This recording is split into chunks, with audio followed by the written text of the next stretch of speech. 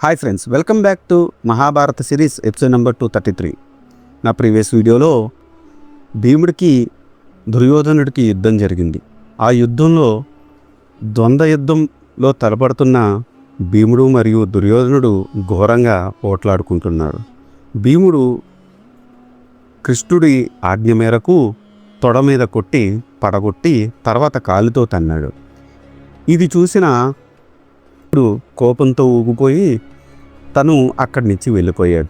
ఆ తర్వాత ఏం జరిగిందో తెలుసుకోవాలనుకుంటే ఈ వీడియో స్కిప్ చేయకుండా లాస్ట్ వరకు చూడండి. శ్రీకృష్ణుడు ధర్మరాజు వంక చూశాడు. ధర్మరాజు చింతాక్రాంతుడై తలదించుకొని నిలబడి ఉన్నాడు. అప్పుడు కృష్ణుడు ధర్మరాజుతో ఇలా అన్నాడు: ధర్మనందన, బంధునాశకుడు పాపాత్ముడైన సుయోధనుడు తాను చేసిన పాపములను అనుభవించాడు. భీమసేనుడు తన ప్రతిజ్ఞ నెరవేర్చుకున్నాడు. దీనికి బాధపడ్డం ఎందుకు అని పలికిన కృష్ణుడితో ధర్మరాజు ఇలా అన్నాడు: కృష్ణ, భీమసేనుడు సుయోధనుడిని తొడలు విరగ్గొట్టి ప్రతిజ్ఞ నెరవేర్చుకున్నాడు. కానీ సుయోధనుడి తల దన్ని అవమానించడం ధర్మమా? అసలే కురువంశ నాశనమైనందుకు పరితాపం చెందుతున్న నాకు భీమసేనుడి చర్య అమిత దుఃఖం కలిగించింది. భీమసేనుకి తాను పడ్డ కష్టాలు గుర్తుకు వచ్చి ఉంటాయి, అందుకే అలా చేసి ఉంటాడు. పోనీలే కృష్ణ, ఇప్పుడు పాపపుణ్యాలు చచ్చేందుకు అని అన్నాడు ధర్మజుడు. ధర్మనందన, నీకు జరిగిన అన్ని అవమానాలను కారకుడైన వాడు పాపాత్ముడు కౌరవ కులనాశకుడు అయిన సుయోధనుడు నేలకూలాడు. సర్వం సహా కురు సామ్రాజ్యానికి చక్రవర్తి అయిన వాడివి నువ్వు. రాజ్యభారమును వహించి ప్రజలను పాలించు అని అన్నాడు కృష్ణుడు. అప్పుడు ధర్మరాజు భీమసేనుని చూసి ఇలా అన్నాడు: భీమసేన, నీ ధైర్యము, నీ భుజబలము, ఈ శ్రీకృష్ణుడి సాయంతో నువ్వు సుయోధను వధించగలిగావు. నీకు నా అభినందనలు అని సంజయుడు ధృతరాష్ట్రుడితో చెప్పాడు. తొడలు విరిగి నేల మీద పడి ఉన్న నా కుమారుడు సుయోధనులు చూసి పాంచారులు ఏమన్నారు వివరించు అని అడిగాడు. సంజయుడు ఇలా చెప్తున్నాడు: ధృతరాష్ట్ర మహారాజా, సుయోధనుడు నేల కొరగ్గానే పాండవులు పాంచాలురు ఆనందోత్సాహాలతో ఉప్పొంగిపోయారు. శంఖాలు పూయించారు, బేరి నినాదాలు మినుమిట్టాయి. అందరూ పెద్దగా అరుస్తూ కేకలు వేస్తూ భీముడితో ఇలా అన్నారు: భీమసేన, ఈ సుయోధనుడు గదా యుద్ధంలో అత్యంత నేర్పరి. అలాంటి వాడు అనాలోచితంగా పైకి ఎగిరాడు. అత్యంత నైపుణ్యంతో అతడి తొడ మీద కొట్టి నేల కూల్చావు. నీవు సుయోధనుడితో యుద్ధం చేస్తున్నప్పుడు మాకు కలిగిన బొగురుబాటు ఇంకనూ తగ్గలేరు అని భీమసేనుణ్ణి ప్రశంసించారు. కానీ కొంతమంది మాత్రం తమ మనసుల్లో భీముడు అధర్మ యుద్ధంలో సుయోధనుని నేల కూల్చాడు అని అనుకోవడం కృష్ణుడు గమనించాడు. అక్కడ చేరిన వారిని చూసి ఇలా అన్నాడు: మహావీరులారా, భీమసేనుడు సుయోధనుని అక్రమంగా చంపాడని మీరు తలపవద్దు. ఈ దుర్మార్గుడైన సుయోధనుడు ఏకవస్త్ర అని కనికరం లేకుండా ద్రౌపదిని సభకి ఇడిపించి వలవలు ఊడదీయమని ఆదేశించాడు. కానీ ధర్మజుడు మాత్రం అదేం మనసులో ఉంచుకోకుండా రాజ్యములో భాగం మాత్రం అడిగాడు. దానిని కూడా తృణీకరించాడు ఈ పాపాత్ముడు. అలాంటి అధర్మవర్తనకు అధర్మ యుద్ధమే తగియైనది. విదురుడు మొదలగు వారు ఎన్నో విధములుగా చెప్పిన ఇతడు యుద్ధ మార్గమునే అనుసరించాడు. కౌరవ కులనాశనమునకు కారణమయ్యాడు. కాబట్టి ఇతని గురించి ధర్మాధర్మ తర్కము లేలా, మీ స్థానములలోంచి కదలండి అని పలికాడు. ఓ కంసుని దాసుడైన వసుదేవుని కుమారుడా కృష్ణ, నీ తప్పులు నీకు తెలుసుకోకుండా సిగ్గు లేకుండా ఏమేమో ప్రేలుతున్నావు. నీవు చెప్పిన మాటలు విని అర్జునుడు సైగ చేస్తే ఆ సైగను అందుకని ఈ పాపాత్ముడు భీముడు నా తొడ మీద కొట్టి నన్ను పడగొట్టాడు. లేని ఎడల ఇటువంటి భీములు 10,000 మంది వచ్చినా నన్ను పడగొట్టలేరు. నేను ఒక్కడనే మీ అందరినీ నాశనం చేసి ఉండేవాడిని. శిఖండిని ముందు పెట్టి భీష్ముడిని పడగొట్టేట్టు చేశావు. ధర్మరాజుతో అబద్ధమాడించి ద్రోణుడి చావు కారకుడయ్యావు. భూమిలో కూరుకుతున్న రథమును ఎత్తుకూర్చున్న కర్ణుణ్ణి అక్రమంగా చంపించావు. ఇన్ని అధర్మములు ఒడిగట్టిన నిన్ను ఏమనాలి? నీ మోసాలకు అంతులేదా?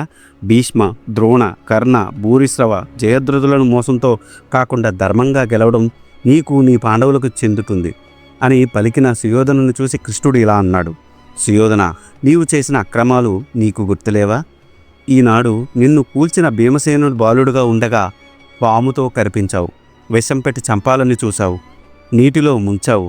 అదీగాక కుంతీదేవి తన కుమారులతో గాఢ నిద్రలో ఉండగా నీవు లక్కయిళ్ళు తగలబెట్టించి వారిని చంపబోయావు. ధర్మనిరతుడైన ధర్మరాజు మాయాజ్యూతముకు ఆహ్వానించి అతని రాజ్యమును సంపదలను అపహరించావు. అంతటితో తనివిదేరక ఏకవస్త్రగా ఉన్న యాజ్ఞసేవుని సభకి ఇరిపించి ఘోరంగా అవమానించావు. అన్నమాట తప్పని ధర్మజుడు నీవు చేసిన అవమానాలన్నిటినీ సహించి తమ్ముళ్లతో భార్యతో అడవులకు వెళ్ళాడు. అరణ్య అజ్ఞాతవాసాంతరంతో ధర్మజుడు పంపగా నేను రాజ్యం భాగంలో అడగడానికి వచ్చాను. నీవు తిరస్కరించావు. దానికి ఫలితం ఈనాడు అనుభవించావు.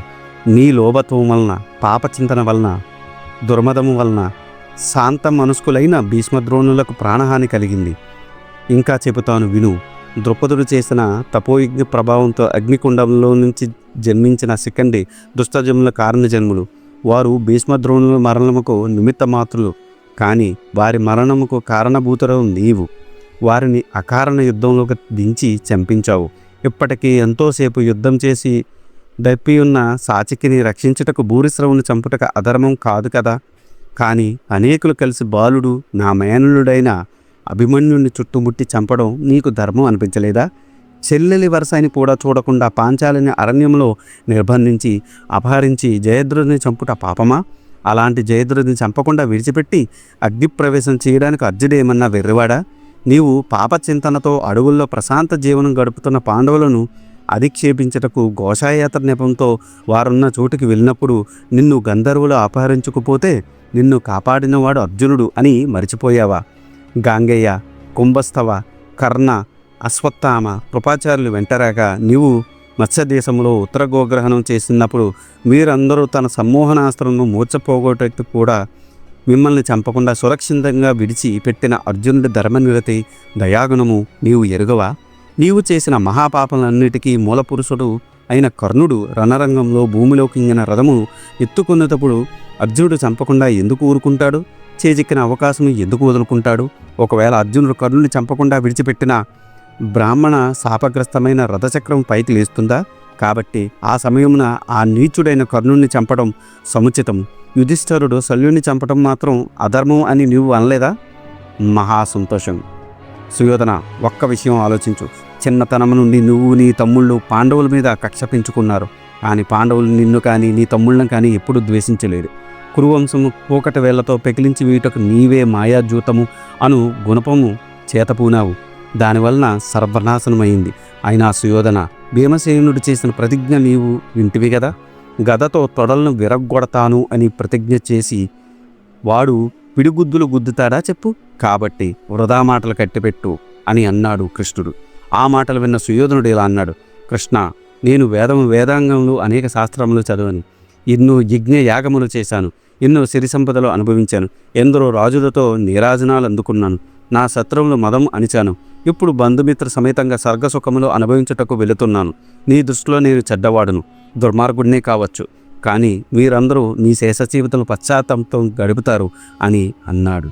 అప్పుడు పాండవులందరూ తాము భీష్మ, ద్రోణ, కర్ణులను అధర్మ యుద్ధంలో చంపాము అన్నట్టు తలలు దించుకున్నారు.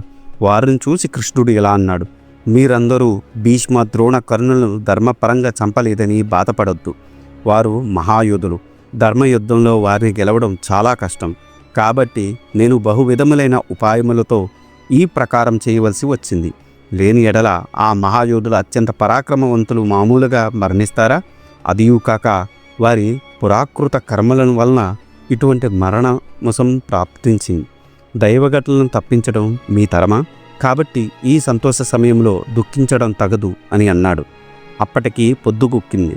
కృష్ణుడు పాంచజన్యము, అర్జునుడు దేవదత్తము, యుధిష్ఠుడు అనంత విజయము అను శంఖములను, భీమసేనుడు పౌండ్రము అను శంఖమును, నకుల సహదేవులు సుఘోష మణిపుష్పకములను విజయసూచకంగా పూరించారు. బేరు మృదంగ నినాదాలు మినుమింటాయి. అక్కడ ఉన్న వారందరూ విజయుడైన ధర్మరాజును పొగడతలు ముంచెత్తారు. పాండవులు కౌరవశిబిరంలోకి వెళ్ళారు. వారితో కూడా సాత్యకి వెళ్ళాడు. దుష్టజముడు మొదలగు ప్రముఖ వీరులు, ద్రుపదుని, దాయాదులు, ద్రౌపది కుమారులు, మిగిలిన మహారాజులందరూ ధర్మరాజు వద్ద అనుజ్ఞ తీసుకొని సైన్య సమేతంగా తమ తమ శిబిరంలోకి వెళ్ళారు. మరునాడు హస్తినాపురానికి వెళ్ళాలని నిశ్చయించుకున్నారు. ఇది ఈనాటి వీడియో. ఆ తర్వాత ఏం జరిగిందో తెలుసుకోవాలనుకుంటే మీరు నా నెక్స్ట్ వీడియో కోసం వెయిట్ చేయాల్సిందే. దానికన్నా ముందు నాదొక చిన్న రిక్వెస్ట్. నేను చేసే ఈ మహాభారత సిరీస్ వ్యాస భారతం నుండి కవిత్రయం అంటే నన్నయ్య గారు, తిక్కన గారు, ఎర్రాప్రగడ గారు తెలుగులోకి అనువదించారు. అదే ఈ మహాభారతాన్ని నేను మీకు యథాతథంగా అందించాలనే సదుద్దేశంతో ఈ వీడియోలు చేస్తున్నాను. ఏ జనరేటెడ్ ఇమేజెస్తో వీడియోస్ చేయడం కొంచెం కష్టతరమైన విషయం అయినప్పటికీ మన సనాతన ధర్మంలో ఉన్న మంచిని చెప్పాలనే ఉద్దేశంతో పూర్తి కథని ఈ వీడియోలో రూపంలో అందించడం జరుగుతుంది. అందుకని మీలాంటి వారి సపోర్ట్ నాకెంతో ముఖ్యం. మీరు నన్ను సపోర్ట్ చేయాలనుకుంటే జస్ట్ మీ అభిప్రాయాన్ని కమెంట్ల రూపంలో తెలియచేస్తూ, లైక్ చేస్తూ, 10 మందికి షేర్ చేస్తూ మన ధర్మాన్ని 10 మందికి అందేలా చేయాలని కోరుకుంటున్నాను. ఈ వీడియో కనుక మీకు నచ్చితే do like, share and subscribe. Thanks for watching. జై సనాతన ధర్మం.